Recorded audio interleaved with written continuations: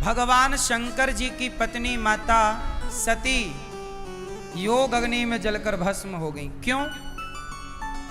शंकर जी के मंत्र जपने, महामृत्युंजय जपने से प्राणों की रक्षा होती है, तो माता सती के प्राणों की रक्षा क्यों नहीं हो पाई? क्योंकि जब मृत्यु आती है तो भगवान शिव भी उसे टालते नहीं। अब समझो यहां पर महामृत्युंजय का क्या कोई प्रभाव नहीं है? अब देखो जरा, दो बातें यहां समझने की हैं। होनी दो तरह की होती है। होनी कितने तरह की? एक तो होनी जो आपके प्रारब्ध जन्य होनी है, जो आपके भाग्य में लिखा है वो होनी है। पर एक होनी और होती है, हरि इच्छा भावी बलवाना, एक भगवान की इच्छा से होती है, एक ब्रह्मा की इच्छा। देखो विधि किसे कहते हैं? ब्रह्मा को। विधि का विधान, बोलो क्या कहते हैं? विधि का, विधि का, विधि का, विधि का विधान भगवान मैट सकते हैं, पर भगवान का विधान कोई नहीं मैट सकता। दो बातें समझिएगा। आप लोग कहते हो ना ये विधि का विधान है, तो विधि कहते हैं ब्रह्मा जी को, जो ब्रह्मा ने लिखा उसे कहते हैं विधि का विधान। जैसे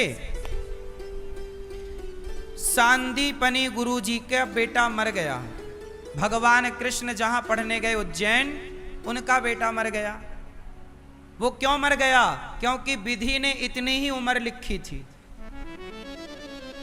विधि के विधान में इतनी ही उम्र थी उस बच्चे की, वो मर गया, गुरु सांदीपनी जी का बेटा। पर विधि के विधान को कौन मैट दिया? भगवान कृष्ण, जो कि साक्षात नारायण है, वो मरे हुए बेटे को जिंदा करके ले आए, विधि के विधान को मैट दिया। बोलो हाँ। जैसे माता देवकी के 6 पुत्रों को कंस ने पैदा होते ही मार डाला, तो विधि के विधान तो यही था कि ये जन्म लेते ही मर जाएंगे। पर भगवान से देवकी ने कहा मेरे पुत्र लाओ, तो भगवान ने विधि के विधान को, सुनो, विधि के विधान को शंकर जी भी मैट सकते हैं। आपके विधि विधान में लिखा है कि मुझे मरना। जैसे मैं अपनी एक छोटी सी बात सुना दूं आपको। ये दास अनिरुद्ध 2013 या 14 में, 13-14 में मैं छत से गिर गया था, ऊपर से। कहां से गिर गया? मैं ऊपर से 2 मंजिला से गिर गया नीचे, मेरी कोल्हू की हड्डी टूट गई। गिरा था, पहली बात तो सिर के बल गिरता, तो सिर के बल गिरता तो मर ही जाता, तो मरा नहीं, हड्डी टूटी। हड्डी टूटी तो डॉक्टरों ने बताया कि अब ये सारी जिंदगी हड्डी तो जुड़ जाएगी, पर चूरा हो गई है, कई टुकड़े हो गए हैं, तो छोटी बड़ी हो जाएगी, मतलब एक पांव छोटा हो जाएगा, एक पांव बड़ा, मतलब लंगड़ा होके चलेगा। मुझे बताया डॉक्टर ने कि लंगड़ा होके चलोगे। तो वो जो था विधि का विधान था कि मैं गिरा और मेरी मृत्यु थी उस दिन। मेरी क्या थी? इतने ऊपर से गिरा भैया, मरना संभव था या नहीं? पूरी संभावना थी मृत्यु की। सच बताऊं तो मैं उस दिन गिरा छत से, मैं मर ही गया था। विधि का विधान था कि मैं मर जाऊं, मेरी उम्र उतनी ही थी। फिर क्या हुआ? उस विधि के विधान के ऊपर भगवान का विधान चलता है।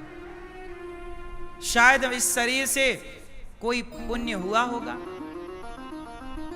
मैंने बचपन से लेकर सदा संतों की सेवा की है। जब मैं गिरा तो मैं 2013-14 में, लेकिन मैं बचपन से संतों की खूब सेवा करता रहा, साधु जनों के खूब पांव दबाए थे, मैंने खूब सेवा की। उस सेवा के कारण मैं सवेरे 4 बजे जागकर मंदिर जाकर पूजा करता, नित्य में सुंदरकांड का पाठ करता। पूरा सुंदरकांड मुझे कंठस्थ था, आज भी है। पहले मैं 15 मिनट में पूरा सुंदरकांड कर लेता, इतनी स्पीड थी। रोज सुंदरकांड हनुमान जी को सुनाता था। शंकर जी के मंदिर में ठीक सामने, मेरे सामने भोलेनाथ बैठते थे, शिवलिंग, उनके सामने बैठकर शंकर जी थे, शंकर जी के सामने हनुमान जी और मैं सामने, रोज पाठ सुनाता था। जबकि मैं बच्चा था, मुझे कोई मांगता भी नहीं था, मांगना भी क्या होता है मैं जानता नहीं था। उस समय मैं 14 साल का, 13 साल का था, मैं 13-14 साल का बच्चा, मुझे कुछ ज्ञान नहीं था, लेकिन सुंदरकांड पढ़ना अच्छा लगता था, तो मैं हनुमान जी को सुनाता था, शंकर जी को सुनाता था, राधा कृष्ण भगवान का मंदिर था। आप सुनो, 6 बजे तो सवेरे में पूजा करके मंदिर में ताला मार के बाहर निकल आता था, और सवेरे 6 बजे निकलकर बासी 2 रोटी अचार के संग खाया और गैया लेके 7 बजे चराने चला जाता था। ये मेरा रूटीन था, सवेरे गैया चराने जाता था। सवेरे 1 घंटा गैया चराता, 7 से 8, 8:30 बजे तक, और ला के 1-1.5 घंटा घुमा फिरा के गैया बांध देता। फिर स्कूल चला जाता 10 बजे, 9:30 बजे साइकिल उठाता, स्कूल से पढ़ के आता। फिर पढ़ के आने के बाद थोड़ा खाना पीना मैया खवाती, खाता, फिर गैया ले जाता, चराता। ये मेरी दिनचर्या थी उस समय जब मैं छोटा था। अब बताओ, मैंने किसी का बुरा नहीं किया ना बचपन में? तो मैं गिरा, विधि का विधान था कि मेरी मृत्यु थी, लेकिन उस विधि के विधान के ऊपर भी ईश्वर के विधान ने कहा नहीं, अभी इसे मारो मत, अभी इससे कुछ और काम कराना है। तो भगवान ने उस मृत्यु को टाल दिया और मेरी मृत्यु केवल कूल्हा टूटने में टल गई, हड्डी टूटने में टल गई। ये है विधि का विधान। तो शंकर जी चाहें, भगवान नारायण चाहें तो विधि के विधान को बदल सकते हैं। आप पुण्य तो करो, भला तो करो, ना टल जाए तुम्हारी मृत्यु है, ना टल जाए तुम्हारा संकट तो बताना। लेकिन फिर माता सती क्यों जल के भस्म हो गई? क्योंकि वो विधि का विधान नहीं था, वो ऑलरेडी ईश्वर का विधान था। इसलिए माता सती को शिव जी ना बचा पाए, क्योंकि वो हरि इच्छा भावी बलवाना, भगवान की ही इच्छा थी कि इस लीला से आगे की लीला करनी है। तो माता सती को भगवान राम पर संदेह हुआ। यदि माता सती को राम पर संदेह ना होता तो सारे संसार को राम पर संदेह रहता कि राम कैसे भगवान के पत्नी का पता ना लगा पाए। जब सती को संदेह हुआ तो राम ने सती को पूरा दर्शन कराया। तो सती का संदेह जब मिटा, तो जब माता सती का संदेह मिटा तो संसार भर का संदेह मिट गया। तो संसार के संदेह को मिटाने के लिए सती को चुना था भगवान श्रीमन नारायण ने, राम जी ने। सच बताएं तो माता सती भी भगवान की लीला का एक हिस्सा है, और सच बताएं तो माता सती का मरना भी उस लीला का ही एक हिस्सा है।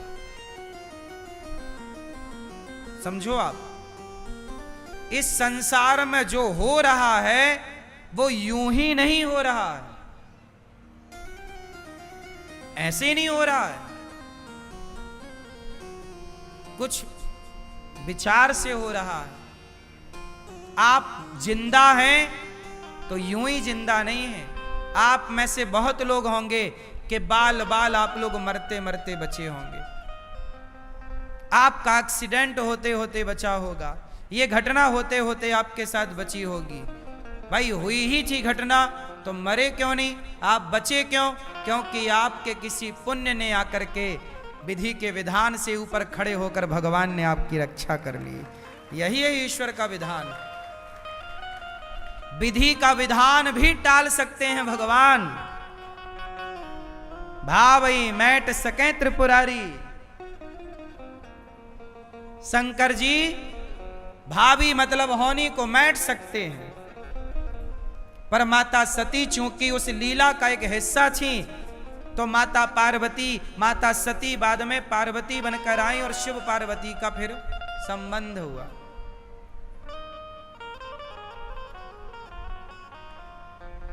ये दास अनिरुद्ध यदि आपके बीच में है तो विधि की इच्छा से नहीं है, भगवान की इच्छा से है।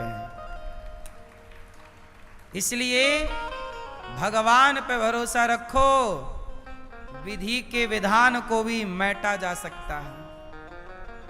कोई बड़ी बात नहीं है ये, आपका पुण्य विधि के विधान को मैट सकता है।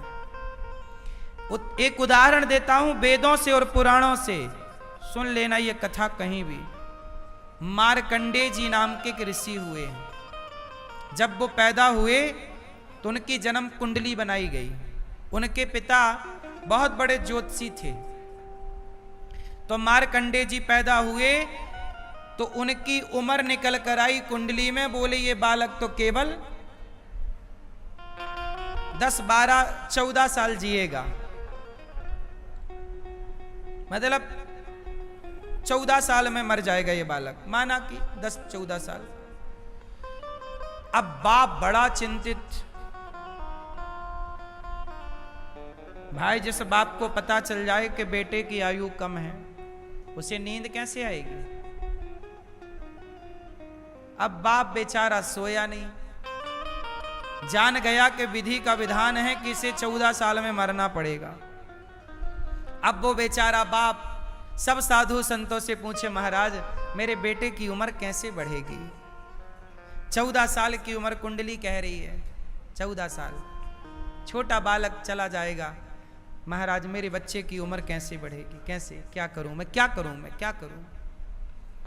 तब उन्हें संतों ने बताया कि तुम एक काम करो, तुम अपने बेटे को संतों के चरण में डाला करो। जब संतों का आशीर्वाद मिलेगा, भक्तों का, सबको प्रणाम करे। ये तुम्हारा बेटा क्या करे, सबको, हर बूढ़े को प्रणाम करे, हर साधु को प्रणाम करे, हर भक्त को प्रणाम करे। जाओ अपने बेटे से सबको प्रणाम कराओ। अब वो बाप मरता क्या ना करता, बेटे को लिया और जो भी गांव में साधु संत आए चरणों में डाल देता। संत लोग आशीर्वाद देते, खुश रहो बच्चा। एक साधु ने तो बड़े तपस्वी संत थे, आशीर्वाद दे दिया, जाओ चिरंजीवी हो, लंबी आयु हो तुम्हारी, जाओ आशीर्वाद है, आयुर्विद्या यशो बलम, जाओ आयुवान हो जाओ, बहुत आयु हो तुम्हारी। पिता आ गया, गुरुजी ये तो 14 साल में मर जाएगा और आप कह रहे हो कि लंबी आयु हो। अब वो ऋषि जो थे वो ऋषि ही थे। ऋषि मतलब भगवान से कांटेक्ट। ब्रह्मा जी से कहा कि ब्रह्मा जी जरा देखना इसका हिसाब किताब। बोले 14 साल इसका चल रहा है, कल इसका आखिरी दिन है,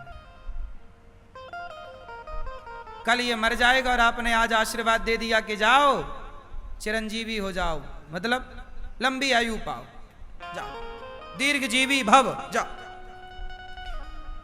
ब्रह्मा जी बोले मैं कुछ नहीं कर सकता, मेरे को तो जैसी आदेश मिलती है ऊपर से वैसे काम करता हूं भैया।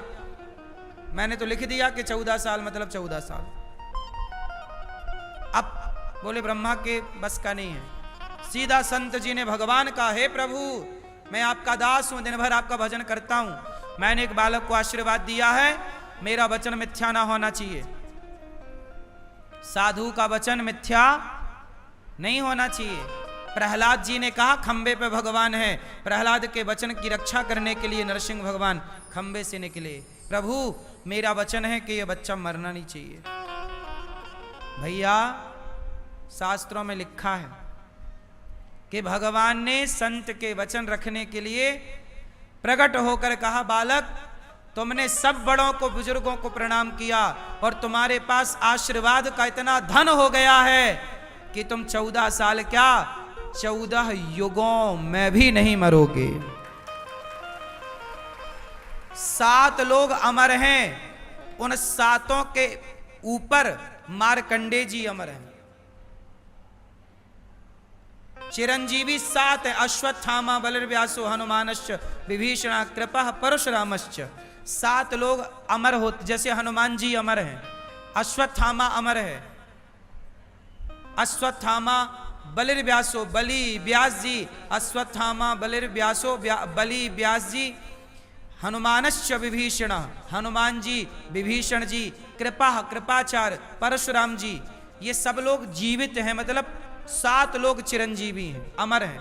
लेकिन भगवान की कृपा, विधि का विधान तो 14 साल में मार डालता, लेकिन भगवान ने कृपा की, जाओ तुम भी चिरंजीवी हो जाओ और जाओ अमर हो जाओ। आज भी मार्कंडे जी 8वें मार्कंडे जी हैं, 7 चिरंजीवी ये तथाष्टमम मार्कंडे जी 8वें मार। ये देखो, ये विधि का विधान से ऊपर ईश्वर का विधान। इसलिए कहता हूं, इसलिए ना तुलसीदास जी बोले, और देवता चित्त न धरई, मैं जन्म कुंडली पे भरोसा नहीं करता, मैं भगवान पे भरोसा करता हूं।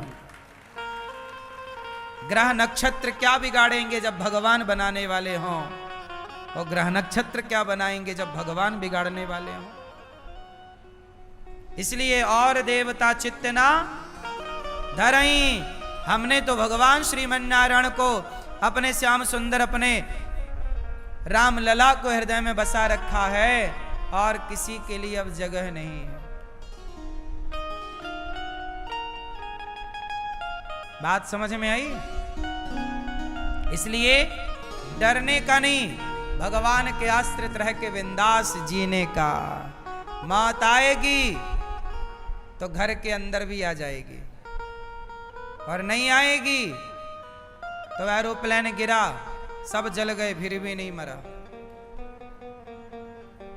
एक आदमी। नहीं आएगी तो नहीं आएगी, और आएगी तो घर बैठे आ जाएगी। इसलिए मौत से डरने का नहीं, भगवान पे भरोसा रखने का। सांवरा जब मेरे साथ है तो डरने की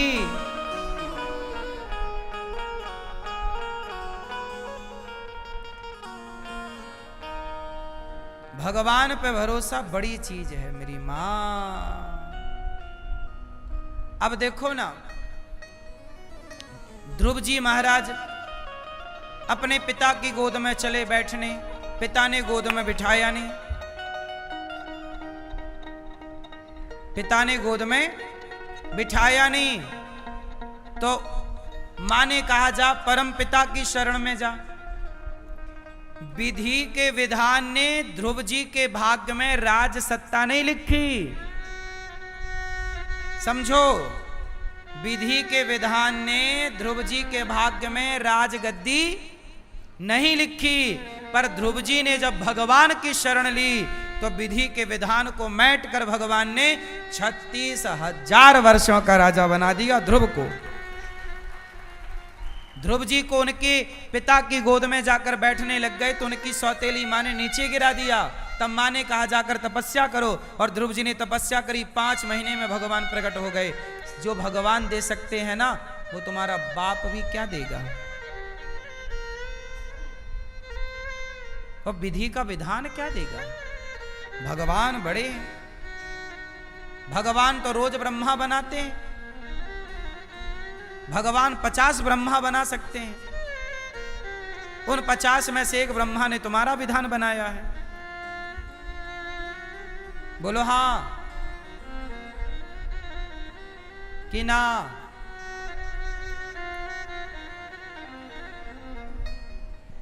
इसलिए क्या लिखा है मेरे भाग्य में, नहीं, मेरे भाग्य में जो नहीं लिखा वो भी मिलता है। ब्रह्मा जी जो जो लिखना भूल गए, आप सही दिशा पर चलो तो सही। कोई मेरे भाग्य में ब्रह्मा ने इतनी माताएं थोड़ी लिखी थी, ये तो भगवान ने दे रखी है इतनी सेवा, ये ब्रह्मा जी ने दी रखी है। ब्रह्मा जी ने तो मेरे भाग्य में एक ही माता लिखी थी, जो कि आप सबके भाग्य में भी लिखी है। आपकी कितनी मां हैं? बोलो बोलो। एक। भारत नहीं, पूरी दुनिया में ढूंढ लो किसी की 300 माएं हो तो, पर ये दास अनिरुद्ध की 307 माताएं हैं गौरी गोपाल में। और आप सब घर में बैठी माएं अलग, वो मेरी माएं जो मुझे अपने पुत्रवत प्यार करती हैं। आप में से बहुत सारी माएं मुझे बेटे की तरह लाड़ प्यार करती हैं, वो माएं आप तो करोड़ों की संख्या में हो। अब बताओ, ये ब्रह्मा ने लिखा है कि भगवान ने लिखा है? बोलो। ब्रह्मा ने तो मेरे भाग्य में भी एक ही माता लिखी थी, पर उस ब्रह्मा के विधान को भी भगवान के विधान ने बदल दिया।